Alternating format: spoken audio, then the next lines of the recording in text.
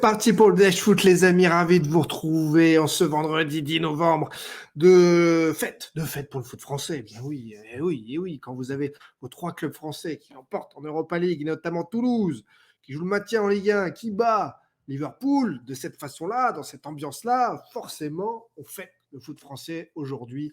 On fera les pronos de Thibaut, on fera également, je vous donnerai quelques infos sur l'arrivée ces prochains jours prévus de Mehdi Benassia, ça c'est une info d'hier après-midi. On aura bien entendu un récap global de la performance exceptionnelle du TFC, de la très belle victoire de l'OM, du petit coup de balai de Rennes sur le Panathinaikos pour vous montrer encore une fois que l'élimination de l'OM face au Pana en août était vraiment, vraiment honteuse. On a eu en tout cas de très beaux clubs français qui nous ont fait des points UEFA à la différence de nos clubs en Ligue des Champions. Ça se fête, et ça fait du bien. Et donc, on va passer un grand et beau Dash Foot. Installez-vous confortablement, les amis. Dites-nous ce que vous faites, où vous êtes. On va parler de Mehdi Benassia. Information. Est-ce qu'on a tout montré d'ailleurs? On n'a pas tout montré. Avant de parler de Mehdi Benassia, on a parlé de Rennes un petit peu, l'Europe lui réussit. La belle presta des Rennais à 10 contre 11. Qu'est-ce que je voulais vous montrer d'autre? Ah oui, si, quand même. Le truc sympa qui vous montre qu'il y a quand même un état d'esprit, une âme à Marseille, dans ce groupe qui n'est pas perdu pour le foot. Voilà, et Mbemba qui, sur son ouverture du score, sort direct un maillot rongier pour lui montrer, lui envoyer de la force, lui qui va se faire opérer du genou. Donc voilà, c'est carré, j'ai trouvé ça propre, j'ai trouvé ça sympathique, intéressant. Qu'est-ce que je voulais vous montrer d'autre en parlant de ça c'est l'équipe de cette soirée européenne. Merci beaucoup Batman Pronostic. T'as oublié la moustache à Domenech, mais oui, ce que je vous ai dit en début d'émission, il n'y a pas la moustache de Raymond Domenech. Tofero, va voir sur ma chaîne TikTok, t'as une playlist. Oh, la gourde. T'as une playlist un jour un maillot avec pas mal de maillots, et quand vous voulez m'en demander, parce que je ne les ai pas tous dévoilés non plus en vidéo, vous me les demandez et on les présente en vidéo en un jour un maillot sur la chaîne TikTok. Pinoc qui nous dit: tu as vraiment aimé l'OM, c'est-à-dire le match à Athènes, je l'ai trouvé cohérent, victoire 2-0 en terre hostile. Je trouvé un match cohérent, oui. Après, ça n'a pas été le meilleur match de foot, c'était pas exceptionnel en termes de joga bonite, comme on dit. Et voilà, mais sinon, ils ont fait le job, donc je m'en satisfais, oui. Le maillot du RC Lens en Ligue des Champions, tu le vois, on l'avait en début de semaine dans l'émission, cher ami.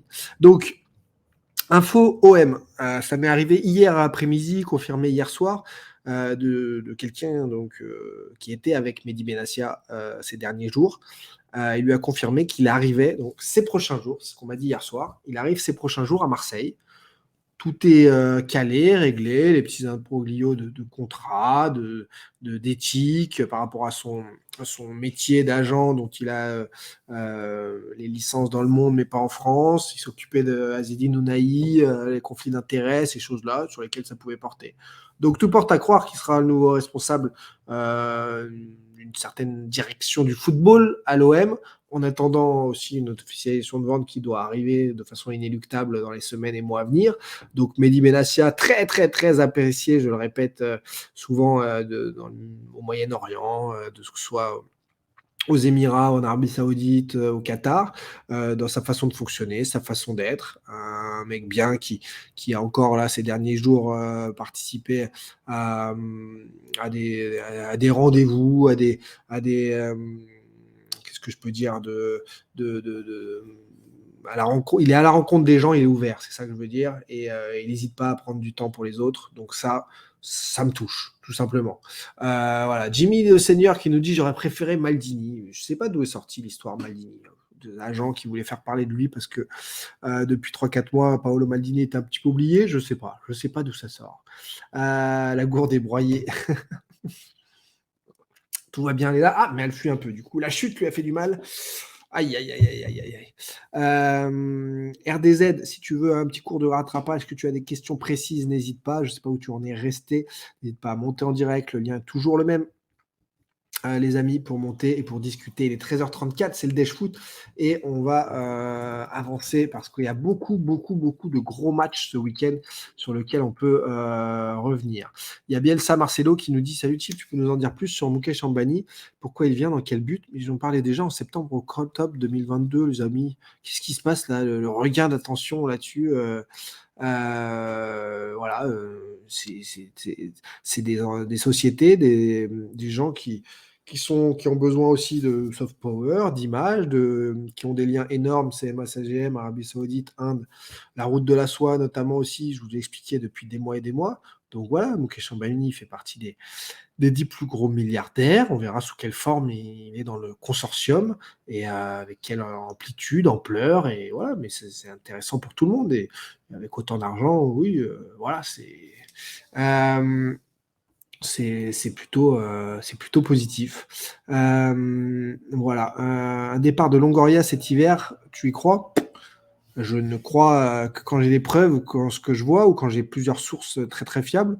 J'ai pas d'infos spécifiques là-dessus. Maintenant, pour moi, tout dépend de l'officialisation du deal de vente annoncé par les médias saoudiens, par Mundo Deportivo, par The Independent, etc. Donc, Longoria, vous savez exactement sa situation. Quelqu'un qui est arrivé en intérim au poste de président pour calmer le jeu, calmer les choses en 2021, ça n'aurait jamais dû durer autant. À l'arrivée, il faisait à 90% le job de directeur sportif et il fallait aussi remplir les obligations de président. C'est très compliqué, c'est impossible. Il s'est démultiplié. Il en sort lessivé. Il y a cette histoire de menaces, intimidation, plainte contre X, bazar total. Oui, Pablo Longoria paraît au bout de l'aventure. Maintenant, pas moi qui décide de ça et on verra ce qu'il a encore dans le ventre par rapport à l'OM. Euh, voilà. As-tu déjà été contacté par les futurs acquéreurs? C'est-à-dire, à quoi tu penses en fait? C'est pas, sont pas, non, je vois pas de quoi tu parles et comment tu penses que ça se passe ou quoi. Je comprends pas trop ta question en fait. Non, je, non, non. En tout cas, j'en ai déjà rencontré, mais pas directement. Euh, Moi, j'ai pas reçu un coup de fil d'un numéro masqué un jour pour me dire: Salut, ça va? Comment ça se passe? T'en es où? Non, je ne sais pas en fait quelle est la question derrière. Euh, Ça, on pourra te l'analyser une fois qu'il y aura eu l'officialisation et on pourra en parler, bien entendu, à ce moment-là. Voilà, puisque il y a X toujours intérêt, il y a X possibilités avec les affaires qui sont évolutives, que ça prenne 2 semaines, 3 semaines, 3 mois, 6 mois. Donc, je ne peux pas te dire plus là-dessus. Ce sera une analyse à faire. Hendrik, je suis chaud pour faire un petit débrief. Mais on a déjà fait le débrief avec Athènes, ouais, mon vieux Hendrik. On va pas revenir en arrière dans l'émission parce que tu es en retard, que tu as des jumeaux, que tu as plein de cadeaux qui t'attendent suite au C'est Thibaut C'est Cadeau, la grande émission de 2h40. Il faut d'ailleurs, je crois que tu es un des seuls à m'avoir envoyé le récap sur Insta de ton gain avec tes coordonnées, etc. Il y a ici 1, 2, 3, 4, 5, 6 colis déjà qui partent cet après-midi, et puis les autres qui vont suivre la semaine prochaine, etc., etc. Oui, on en rigole à S76 là. Ah, il y a Kevin qui veut intervenir, poser quelques questions. On va le faire monter, bien entendu, avec plaisir. Voilà. Hop. Voilà. Salut Kevin, Salut bienvenue. Kevin, bienvenue. Salut, comment tu vas? Ouais, très bien, Ouais, merci. très bien, merci. Alors, il faut Ouais. absolument Il que tu faut coupes absolument que tu la coupes diffusion de la l'émission diffusion de l'émission parce que là, ça fait parce que écho. là, ça fait Du coup, écho. Du coup, et alors c'est attends, comment ça inaudible marche? pour nos Pour amis. nos amis. Au niveau informatique, je suis pas. Ah bah, Ah bah, tu coupes le coupes son, le son parce que ça fait écho. parce que ça fait écho. Salut Kako, bienvenue à toi parmi Là, les c'est nouveaux mieux comme abonnés, ça? ça fait plaisir. C'est parfait, mais voilà, Voilà. tu es bon. Ah, pourtant, je suis Qu'est-ce pas qui très bon, mais t'amène? bon, la technologie, c'est pas mon truc. Ouais, non, c'est moi, Belsa Marcelo, qui t'ai posé la question sur Abani. Euh, C'était pas, je suis pas du tout contre, hein, c'est venu, bien au contraire, hein. Je sais tout ce qui est au niveau de sa fortune et tout ça, tout ce qu'il a fait dans la téléphonie. C'est juste, je me pose la question, en fait, c'est pas un pays où la culture du football y est, c'est plus le cricket. Mhm. C'était juste cette question-là.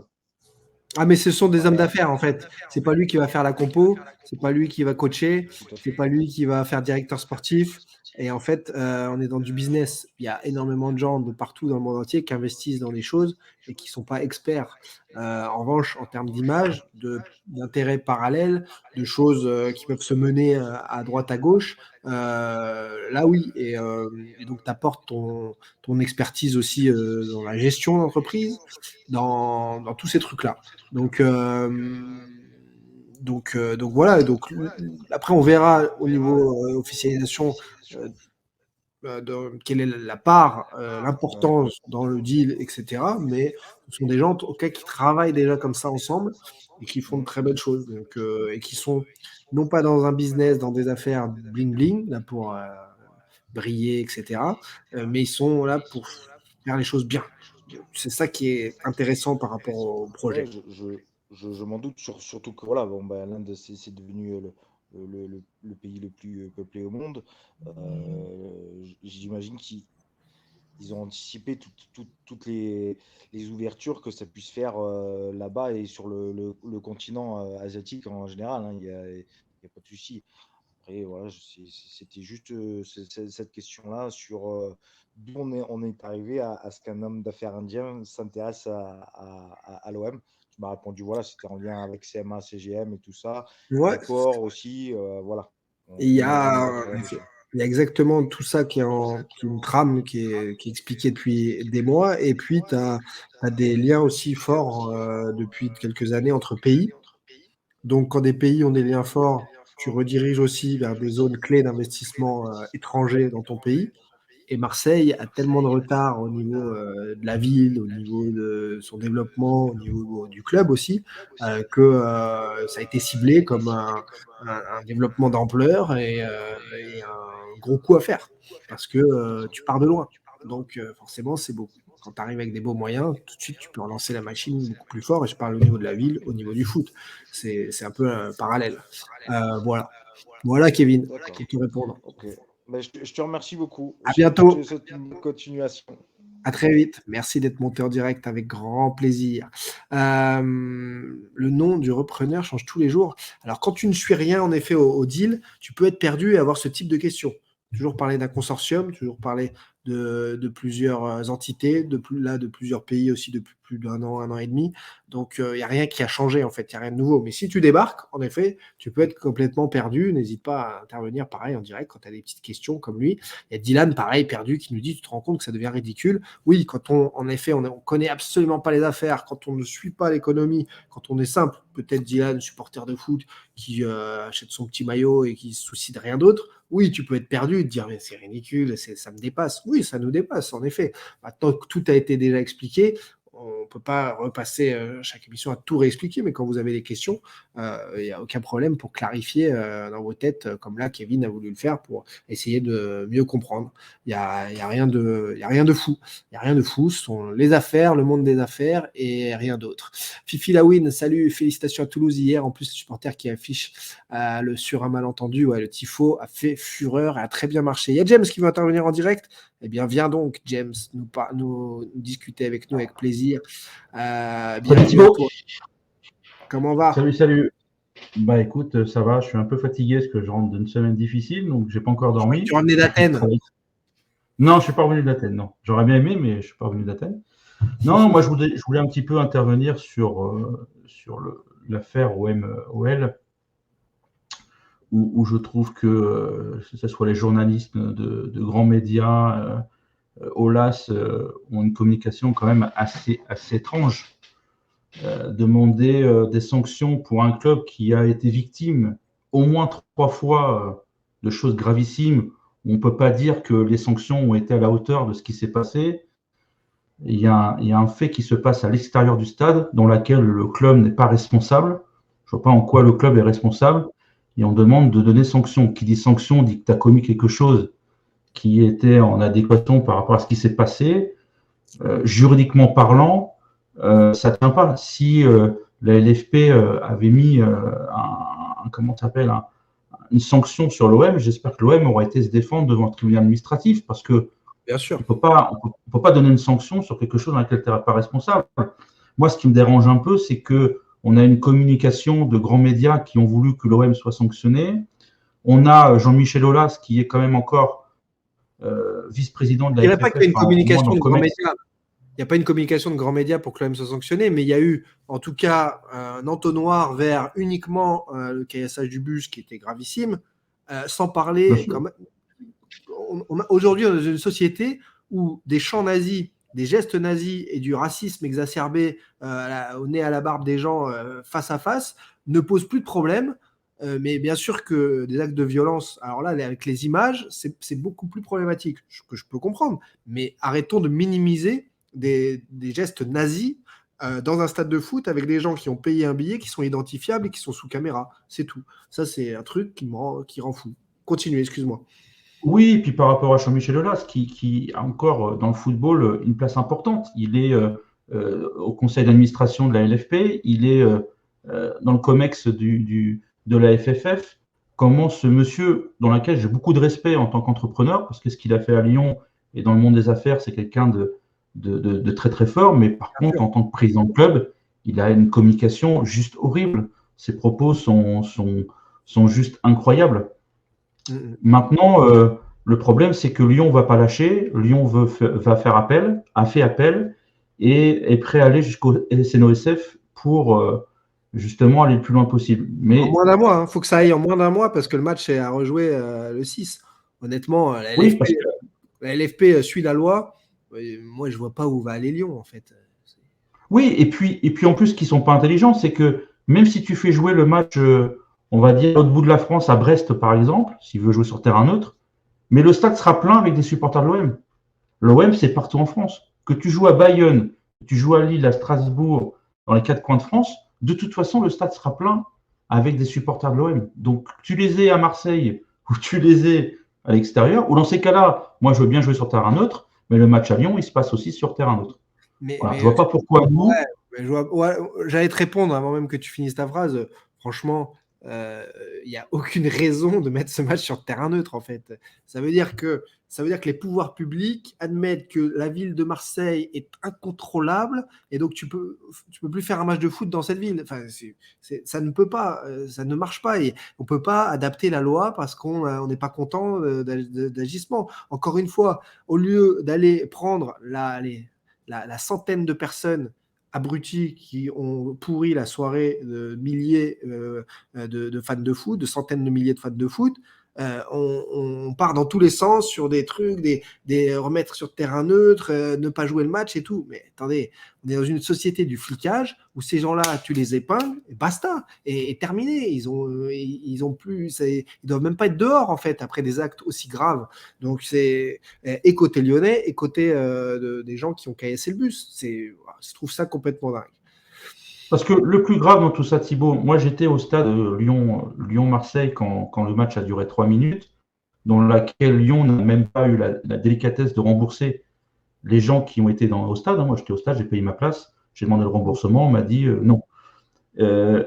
Moi j'ai croisé des supporters de Lyon, oui, des papas, des enfants, j'ai parlé avec eux. Et le problème, c'est qu'il y a des gens qui sont dégoûtés en fait d'aller au stade. Le problème, c'est que l'attitude des personnes qui gouvernent le football et des pouvoirs publics, les gens qui doivent gérer la sécurité en dehors des stades, et ben aujourd'hui, on fait du mal au football parce que toi, tu as été au stade, tu t'es déplacé. Bon, tu n'as pas été pour voir le match, mais il y a des gens aujourd'hui qui viennent de Belgique, qui viennent des Ardennes, qui viennent du Nord, qui viennent de Bretagne, qui font la route, qui dépensent de l'argent et qui aujourd'hui ne vont pas voir le match. Voilà, parce qu'aujourd'hui, on a un préfet qui est incapable d'avoir 10 minutes de trajet parce que l'hôtel était à 10 minutes du stade, qui prend un parcours dans lequel ils n'ont même pas eu la décence de dire tiens, je vais aller faire le parcours pour voir si tout va bien. Ouais.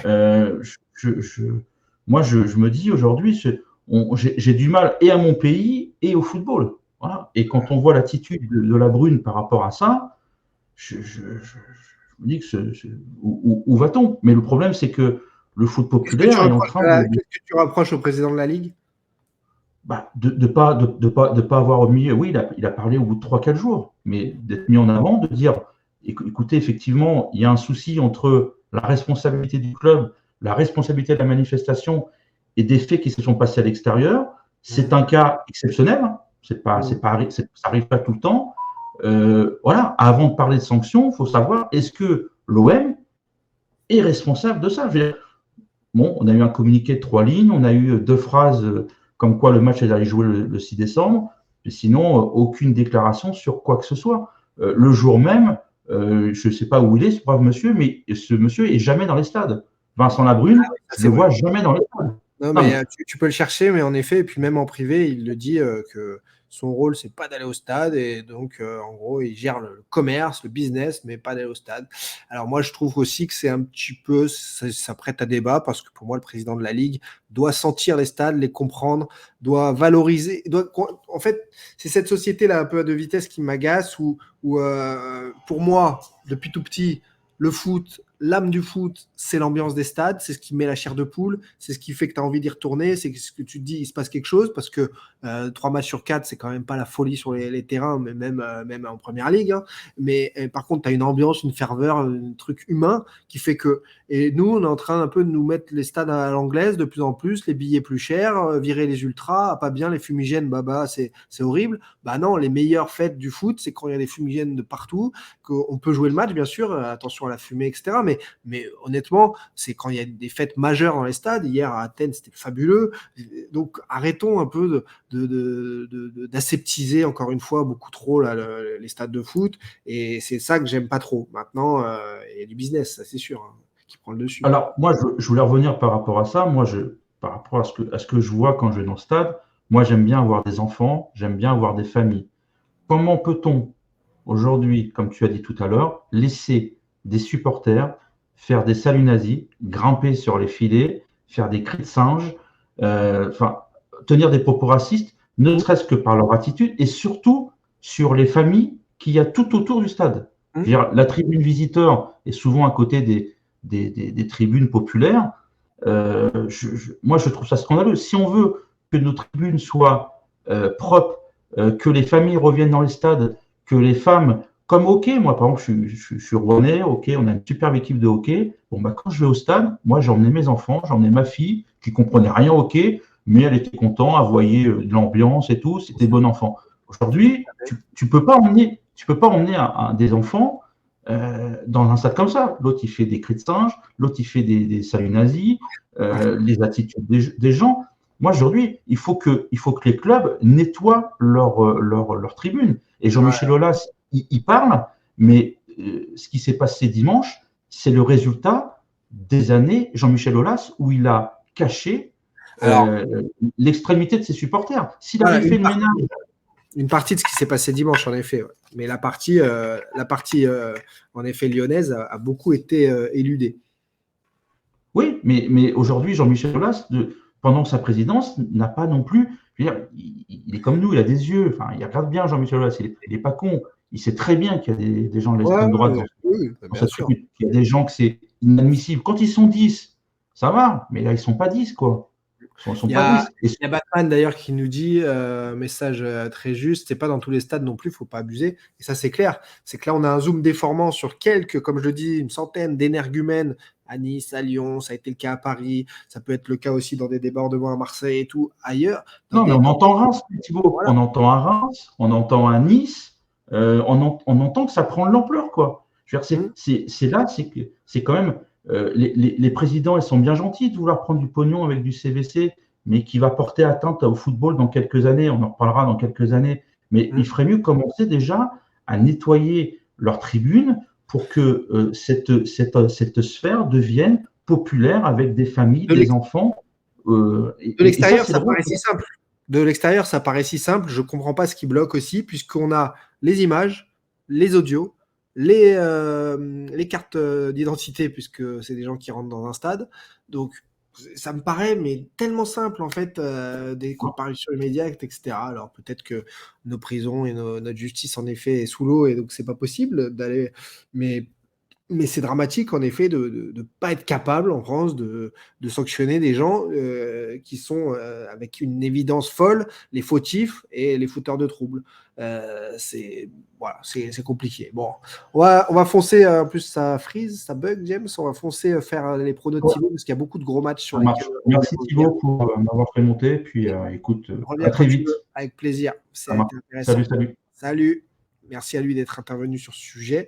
Lyon, en effet, agacé, ça a rebondi aujourd'hui. Il fallait en parler et il a bien fait. C'était un très bon débat, très intéressant là-dessus.